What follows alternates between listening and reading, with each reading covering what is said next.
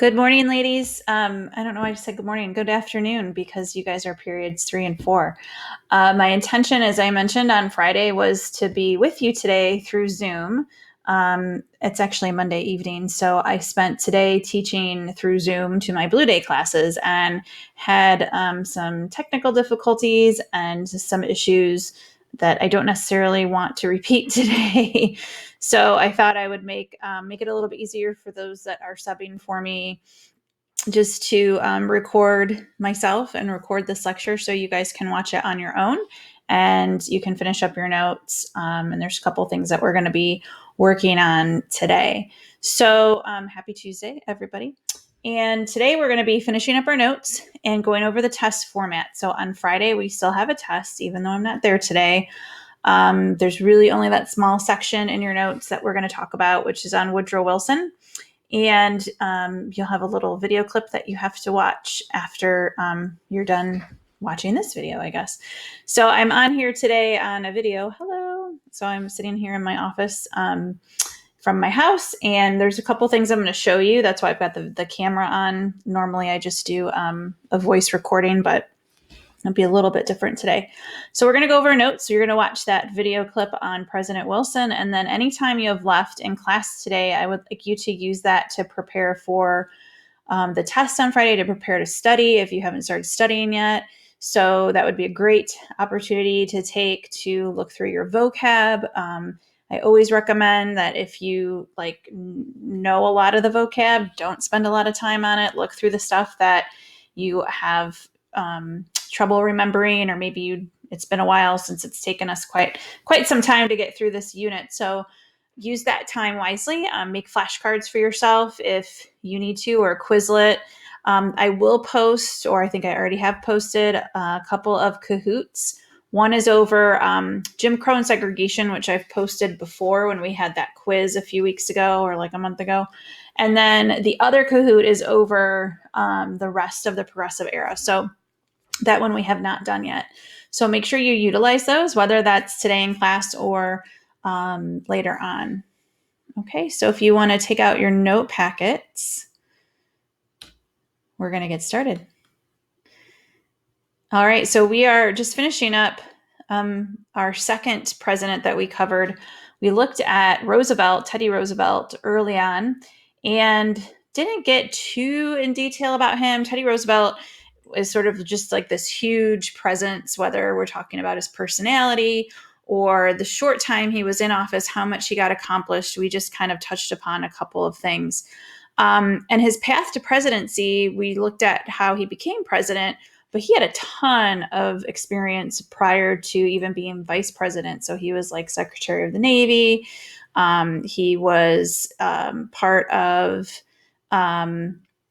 a big part of the Spanish-American War, which we're going to cover later on. And so he was sort of a known figure prior to that. And he ends up not running for re-election in 1908. And he sort of regrets doing that. And so he runs again in 1912 against William H. Taft, who is the president currently, because he wins in 1908. He's a Republican. Woodrow Wilson is the Democrat. So Woodrow Wilson runs in 1912. 1912 is probably one of our most historical presidential elections.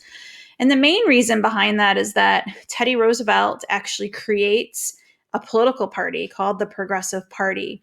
If you recall, I mentioned last time that Roosevelt wasn't necessarily well-liked among some of his Republican colleagues. He was a well-liked president throughout parts of the nation, and he had a big following, but he didn't necessarily play by their rules, and they would not give him the nomination in 1912. So he says, well, you know what? I'm just going to run on my own. And that's what he does. But what that does is allows Woodrow Wilson to win the presidency. So on your, actually, I'm going to fix this while I'm looking at this slide. The picture is covering up some of our words. Okay. While you are writing in this section on Woodrow Wilson, there's two parts. One says path to presidency, so that's kind of the part that we're on. He's our 28th president. He actually will get reelected in 1916, so he will serve 2 terms. He is our president through the First World War, which we'll get to later. So we'll actually talk more about Roosevelt and Wilson in our next unit. He is a Southerner. He was raised in the South during the Civil War, and he's very different from Roosevelt. Much more academic. So he's very scholarly. He was a lawyer. He was a history professor. He was president of Princeton University, and yes, that Princeton, Ivy League college.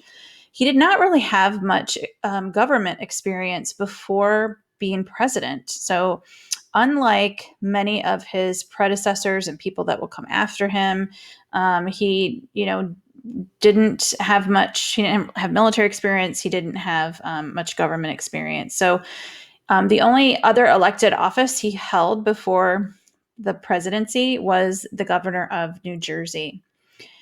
So where it says his platform, I think it's underneath that, the New Freedom platform. This is where you'd want to fill in that.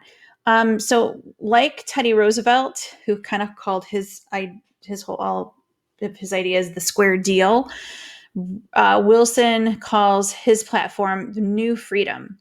And a little bit different. And again, we didn't cover everything about Roosevelt's square deal, but mainly Wilson was looking to reform economic types of things. So we're looking at reforming the banking system, trying to get some better antitrust laws that is progressive because it's sort of like on par with what Roosevelt was trying to do in some ways, but he was even much more taking these antitrust laws even further and reducing tariffs. Okay. All right, so let's look at some of the financial reforms. An antitrust law is basically laws that are targeting those industrialists and those businesses that are trying to create monopolies. So things that we talked about in the past with industrialization, like J.D. Rockefeller would be an example. This would totally be a law that would be targeting somebody like him. So the Clayton Antitrust Act of 1914 prohibited these companies, these corporations, from acquiring the stock of another company if doing so would create a monopoly, which means they couldn't buy out companies like themselves if that meant that it eliminated competition.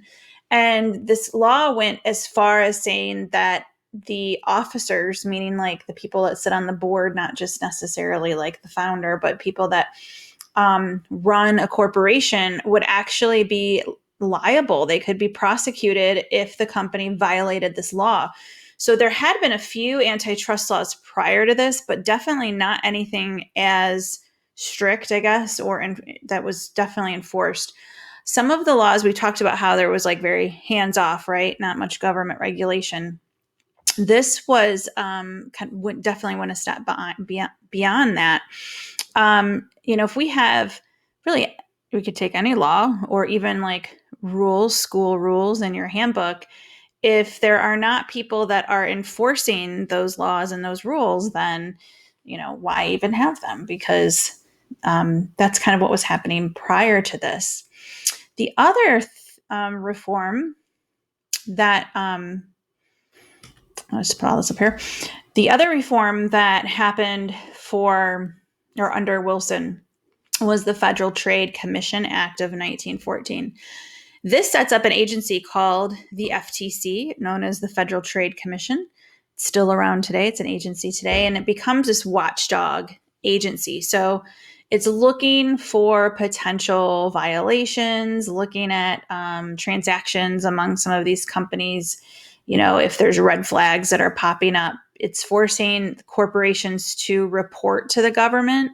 And they do this to help end some of the unfair business practices that have been occurring, throughout industrialization. So these two things are really the first, like I always say, like meaty, for lack of a better term, real, tough type of laws that are really trying to kind of bring the hammer down on corporations that aren't playing fair, and they're not, necessarily doing things that are for the good of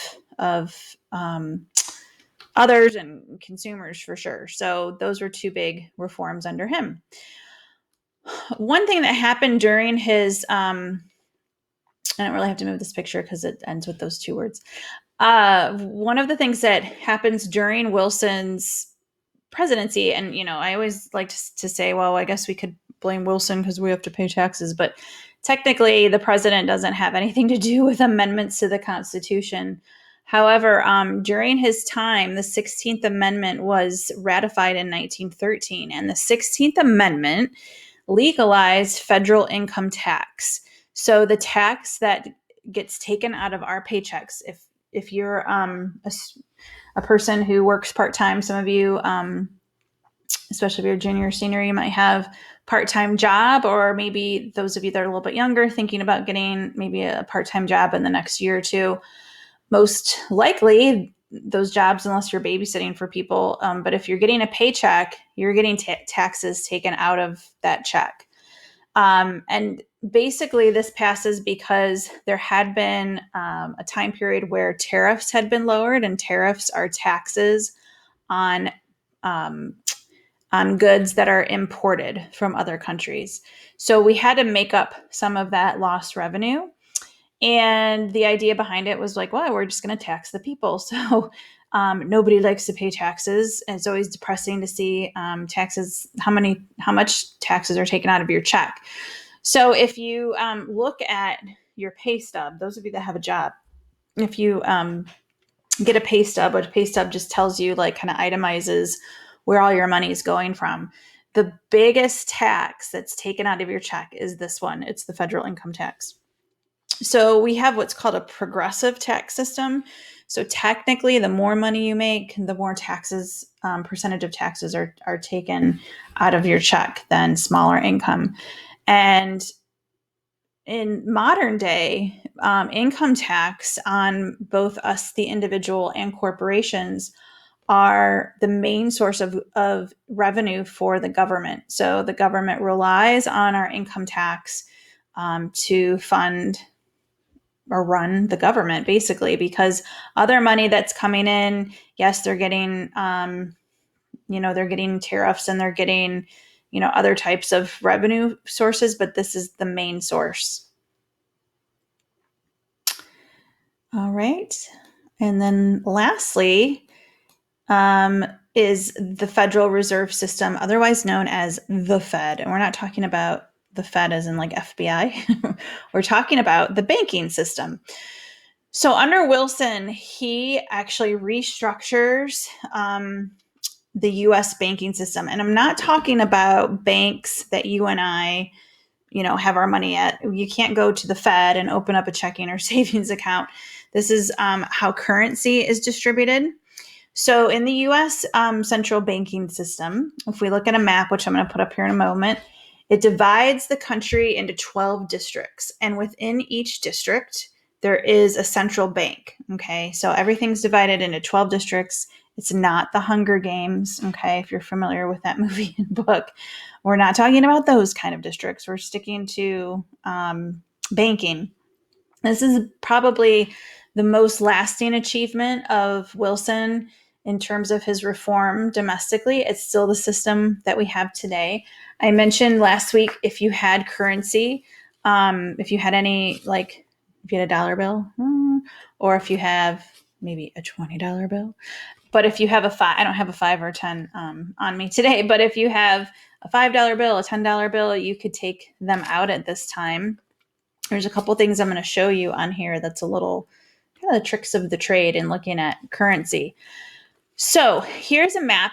This map, you do not have to copy down all of the districts, but I just want to show you how the districts are divided. So you have 12 districts.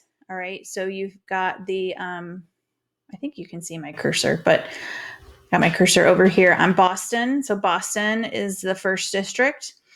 So that covers up here in the Northeast. Then you have New York, which is pretty much like the state of New York is pretty much that whole district. Philly, and then that goes into Cleveland, Richmond, Virginia, and so forth. And you get all the way out here. San Francisco is a huge district that covers the majority of the western states plus Hawaii and Alaska. You could also replace the numbers, okay, with letters. So if we had Boston is number 1, if we put that as A, New York is B, Philly's 3. So currency in the United States is distributed through the Federal Reserve.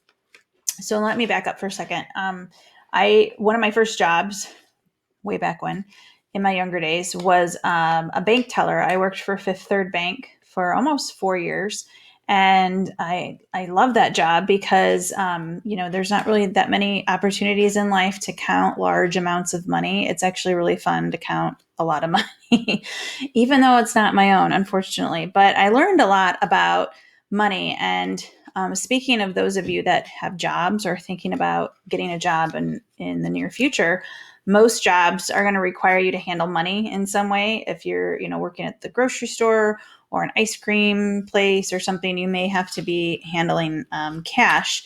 And so there are things that your employer will want you to know and also probably teach you along the way. So if any of you have a dollar bill, you can kind of take it out. I'm going to show you who do. Okay, so if you look over here where it says G, okay. Now that this is only on the dollar bill, okay. The dollar bill's the only currency that hasn't been redesigned. So this has been like this for a long time. So if you look where the G is, now on yours it might have A, it might have B or C.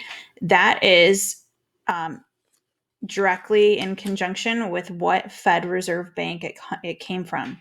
So if we look at our list, okay, we've got Boston, right? That's A, New York's B, Philly's C. We're going to go all the way down to Chicago. Okay, G is Chicago. And in that little circle, you see it? Around it, there's writing, and it says Federal Reserve Bank of Chicago, Illinois. Now, if you have a newer bill, like a 20 or a 5 or a 10 that's been redesigned, so you got like the big fat head of the president, okay, and you got the little tiny head of the president on the $1, but the big fat head on the 5, 10, or 20. I don't know. Do any of you carry around $50 or $100 bills? I'm doubting it, but if you do, it would be on that as well. So if you look at where the seal would be located for a bigger denomination, you're going to see that it's not the same. Okay. But there is a way to tell what bank it came from. And that is to look at the two, one's a letter and one is a digit underneath the serial number. So right where my finger's at, it says E5, right? E5. So if I looked over here and I counted down 5, or E, we have Boston, New York, Philadelphia, Cleveland, Richmond, Virginia, ding, ding, ding, ding. So my $20 bill came out of Richmond, Virginia. So money is, I should say our money currency in the United States is very significant and very different than other currency around the world. Our money is not printed on paper. So if you've got money at your desk, feel the money. And now feel a piece of paper. So feel the money and feel the piece of paper. What is the difference? This probably feels a little heavier, maybe a little thicker, has a different feel to it. That's because it's not printed on paper. This is printed on a cotton blend. Okay, so it's mainly cotton. So that is a security feature. So we try to prevent counterfeiting of our currency, which has always been a problem. The American dollar is the standard for all currency in the world. Everything's compared to it. So there's always been a problem with counterfeiting. There are many different security features that are on the newer redesigned bills, especially the ones like the higher denominations, the 20s, 50s, and 100. So here on the 20, I don't really think you're going to be able to see it. No, trying to get it really close. No. So there is a line through the bill right here at the end. And you'll probably see it on a 10, but that's a security thread. Okay, so if you see that, one of the first, since some of you have jobs, and if you're dealing with cash, you're kind of the first line of defense of counterfeit money. So when you accept money from a customer, in some of your jobs, your management or owners might require you to take a marker and to, I don't have one, but if I did, I'd show you, to put the marker on the bill, right? And it should change, I think they're supposed to change color. So that is just a reaction. It's a chemical reaction to the cotton blend that's used to print. If it changes, I think if it stays the same, I don't know. I totally could be getting this backwards because it's been a while since I've used one of those markers. But basically, they're looking to see if the paper is real or not. Okay, because that's where you're going to start. If it feels funny, if it doesn't feel like money and it feels weird, most likely you have an issue. The other features that you'll look at is the security strip, like I just showed you. Also, you can't, again, I don't think you'll be able to see it, but there is, if you hold it up to the light, on this end of the $20 bill, there is a watermark. Let me flip it around. Maybe you could see it through there. Nope. There's a watermark of the president's head. So you see the president here, and you should also see the president here. So there's actually two faces. One's called a watermark. On the back of the bill, you definitely can see those, the little 20s, right, in yellow. Mm-hmm. One thing that was different about money when they recreated or redesigned, I should say, the 5, 10, and 20 and the 50 and the 100 was they added color. So prior to the redesign, all of our money looked like this. Okay, it's all green. That's why they're called greenbacks. They're all green. A lot of money around the world, currency in different countries, have color on them, and that's mainly for security features. So on the $20 bill, you've got some like pinky, peachy color kind of in the middle. You have some blues that have been added. You have this raised 20 that's like embossed. So that's going to give you a little bit of also security feature because you can, like, if you lay it flat like this, you can see that it's embossed. Okay. So just a couple, little fun facts about money and security features. And this all comes through the Federal Reserve banks. Okay, so again, you can't go to these banks, like you can't drive to Cleveland and say, hey, I'm going to go open up a bank account at the Federal Reserve. That's not how it works. But the bank that you go to, whether it is a credit union or Huntington or Fifth Third or wherever you go, that's where they get their money from. Okay, all the money goes through the Fed. They keep track of how much money is out there in our money supply. If you have damaged money, your money is not worth the face value unless you have both of these right here, both of these serial numbers here and there. You see that they're matching. Got to have both numbers. So if you had a dollar bill that looked like this, I'm not going to tear it off, but let's say it looked like this. It's not worth anything. It's not worth 50 cents. Okay, that's not how it works. It's not worth anything. You have to have both of the serial numbers. So if it got torn and you had this other part and you taped it together, you could take it to the bank and get a new one, and they'll send your money back to the Fed where they burn it. I know they actually burn currency. But what they do when they burn it is they print off another one that goes into our currency system. So we don't have an unlimited amount of money. Okay, there's not enough paper money to go around for everybody. We have a limited supply. You may have heard in the past 6 months we've had a coin shortage.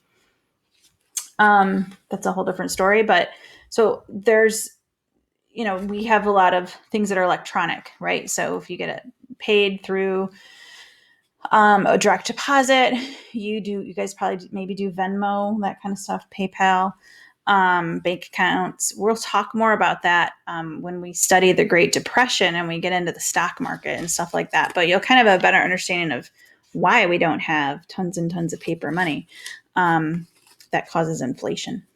So hold that thought. All right.